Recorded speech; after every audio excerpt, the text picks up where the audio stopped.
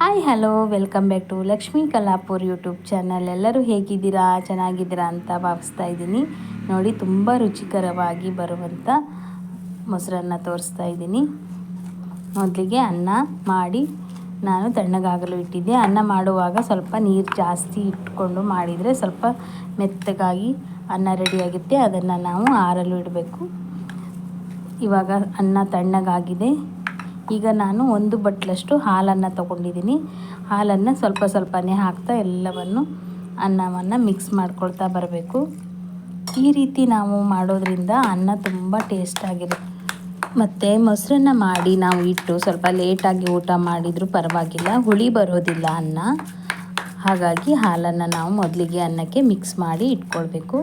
ಇವಾಗ ನೋಡಿ, ಈ ರೀತಿಯಾಗಿ ರೆಡಿ ಮಾಡಿ ಇಟ್ಕೊಂಡ್ರೆ ಆಯಿತು. ನಾವು ಒಂದೊಂದಾಗಿ ಮೊಸರನ್ನಕ್ಕೆ ಏನೇನು ಹಾಕ್ಕೊಳ್ಬೇಕಂತ ನಾನು ತೋರಿಸ್ತಾ ಹೋಗ್ತೀನಿ. ಮೊದಲಿಗೆ ನಾವು ರುಚಿಗೆ ತಕ್ಕಷ್ಟು ಉಪ್ಪನ್ನು ಹಾಕ್ಕೊಳ್ಬೇಕು.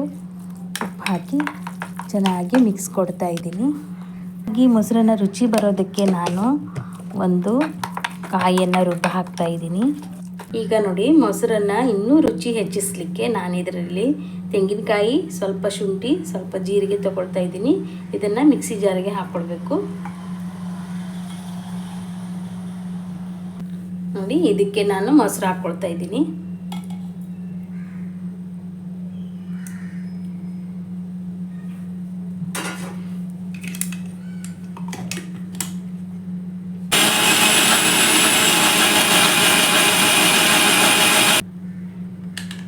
ಒಂದು ಒಗ್ಗರಣೆ ಮಾಡ್ಕೊಳ್ತಾ ಇದ್ದೀನಿ. ಪಾತ್ರೆ ಬಿಸಿ ಇಟ್ಕೊಂಡು ಎಣ್ಣೆ ಹಾಕ್ಕೊಳ್ಬೇಕು. ಎಣ್ಣೆ ಹಾಕ್ಕೊಂಡು ಸಾಸಿವೆ 1 ಚಮಚದಷ್ಟು ಹಾಕಿ, ಸಾಸಿವೆ ಸಿಡಿದ ನಂತರ ಜೀರಿಗೆ ಹಾಕ್ಕೊಳ್ಬೇಕು 1 ಚಮಚದಷ್ಟು. ಸಾಸಿವೆ ಜೀರಿಗೆ 2 ಸಿಡಿದ ನಂತರ ನಾನು ಇದಕ್ಕೆ ಸ್ವಲ್ಪ ಶೇಂಗಾ ಬೀಜವನ್ನು ಹಾಕ್ಕೊಳ್ತಾ ಇದ್ದೀನಿ. ಶೇಂಗಾ ಬೀಜವನ್ನು ಸ್ವಲ್ಪ ಹುರಿದುಕೊಂಡ ನಂತರ ಇದಕ್ಕೆ 2 ಚಮಚದಷ್ಟು ಉದ್ದಿನಬೇಳೆ ಹಾಕ್ಕೊಂಡಿದ್ದೀನಿ. 1.5 ಚಮಚದಷ್ಟು ಕಡಲೆಬೇಳೆ ಹಾಕ್ಕೊಂಡಿದ್ದೀನಿ. ನಂತರ 2ರಿಂದ 3 ಚಮಚದಷ್ಟು ಗೋಡಂಬಿ ಹಾಕ್ಕೊಳ್ತಾ ಇದ್ದೀನಿ. ಗೋಡಂಬಿ ಬೇಕಿದ್ದರೆ ಮಾತ್ರ ಹಾಕ್ಕೊಳ್ಳಿ. ನಂತರ ಕರಿಬೇವು ಸೊಪ್ಪು, ಹಾಗೆ ರುಚಿ ಹೆಚ್ಚಿಸಲಿಕ್ಕೆ ನಾನು ಸ್ವಲ್ಪ ಹಿಂಗನ್ನು ಹಾಕ್ಕೊಳ್ತಾ ಇದ್ದೀನಿ. ಹಿಂಗು ಬೇಕಿದ್ದರೆ ಇಷ್ಟ ಇದ್ದರೆ ಹಾಕ್ಕೋಬೇಕು, ಇಲ್ಲದ್ರೆ ಬೇಡ. ನಂತರ 3 ಕೆಂಪು ಮೆಣಸಿನ್ಕಾಯನ್ನು ಕಟ್ ಮಾಡಿ ಹಾಕ್ಕೊಂಡಿದ್ದೀನಿ. ಇವಾಗ ಒಗ್ಗರಣೆ ರೆಡಿಯಾಗಿದೆ. ಒಂದು ಸೈಡಿಗೆ ನಾವು ಮೊದಲಿಗೆ ಅನ್ನವನ್ನು ತಯಾರಿಸಿ ಹಾಲು ಮಿಕ್ಸ್ ಮಾಡಿ ಇಟ್ಟಿದ್ವಲ್ವ, ಇವಾಗ ಈ ಅನ್ನಕ್ಕೆ ಒಗ್ಗರಣೆ ಮಾಡಿ ತಣ್ಣಗಾಗಲು ಇಟ್ಟಿದ್ವಲ್ವ, ಅದನ್ನು ಇದಕ್ಕೆ ಸೇರಿಸ್ಕೊಳ್ತಾ ಇದ್ದೀನಿ. ಈ ಒಗ್ಗರಣೆಯನ್ನು ಸೇರಿಸ್ಕೊಂಡು ಚೆನ್ನಾಗಿ ಮಿಕ್ಸ್ ಮಾಡಬೇಕು. ಮೊಸರನ್ನವನ್ನು ಇಷ್ಟಪಡೋರಿಗೆ ಈ ರೀತಿಯಾಗಿ ಕಡಲೆಬೇಳೆ, ಉದ್ದಿನಬೇಳೆ, ಶೇಂಗಾ ಬೀಜ ಎಲ್ಲವೂ ಬಾಯಲ್ಲಿ ಸಿಗ್ತಾಯಿದ್ರೆ ಬಹಳ ಖುಷಿಯಾಗುತ್ತೆ. ನೋಡುವಾಗಲೇ ತಿನ್ನಬೇಕು ಅನಿಸುತ್ತೆ. ಕಾಯಿಯನ್ನು ಮೊದಲಿಗೆ ರುಬ್ಬಿಟ್ಟಿದ್ವಲ್ವ, ಅದನ್ನು ಇದಕ್ಕೆ ಸೇರಿಸ್ಕೊಳ್ಬೇಕು. ಯಾರಾದರೂ ಗೆಸ್ಟ್ ಬಂದಾಗ ಈ ರೆಸಿಪಿ ಮಾಡಿದ್ರೆ ಏನೂ ಡಿಫ್ರೆಂಟಾಗಿ ಮೊಸರನ್ನವನ್ನು ಮಾಡಿದಾರಲ್ವ ಅನಿಸುತ್ತೆ.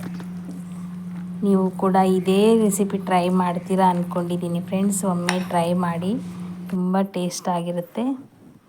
ನಂತರ ಇನ್ನೂ ಇದು ರುಚಿ ಹೆಚ್ಚಿಸಲಿಕ್ಕೆ ನಾನು 1 ಬಟ್ಲಷ್ಟು ದಾಳಿಂಬೆ ಹಣ್ಣನ್ನು ಹಾಕ್ಕೊಳ್ತಾ ಇದ್ದೀನಿ.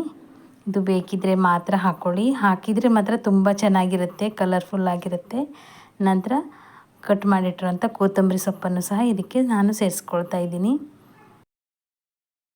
ಇವಾಗ ಮದುವೆ ಮನೆಗಳಲ್ಲೆಲ್ಲ ಆಗಿರ್ಬೋದು, ದೇವಸ್ಥಾನಗಳಲ್ಲಾಗಿರ್ಬೋದು, ಇದೇ ರೀತಿ ಮೊಸರನ್ನವನ್ನು ಮಾಡಿರ್ತಾರೆ. ಈ ರೆಸಿಪಿ ನೀವು ಮಾಡಿ ಊಟ ಮಾಡ್ತೀರಾ ಅಂದ್ಕೊಂಡಿದ್ದೀನಿ. ಮಕ್ಕಳಿಂದ ದೊಡ್ಡವ್ರವರೆಗೂ ಇಷ್ಟಪಡುವಂಥ ಮೊಸರನ್ನ ರೆಸಿಪಿ ನಿಮಗೆ ಇಷ್ಟ ಆಗಿದೆ ಅಂದ್ಕೊಳ್ತೀನಿ. ಇಷ್ಟ ಆಗಿದ್ದರೆ ಲೈಕ್ ಮಾಡಿ, ಶೇರ್ ಮಾಡಿ, ಸಬ್ಸ್ಕ್ರೈಬ್ ಮಾಡೋದನ್ನು ಮರಿಬೇಡಿ. ವಿಡಿಯೋ ಸ್ಕಿಪ್ ಮಾಡದೆ ಪೂರ್ತಿಯಾಗಿ ನೋಡಿದ್ದಕ್ಕಾಗಿ ಧನ್ಯವಾದಗಳು.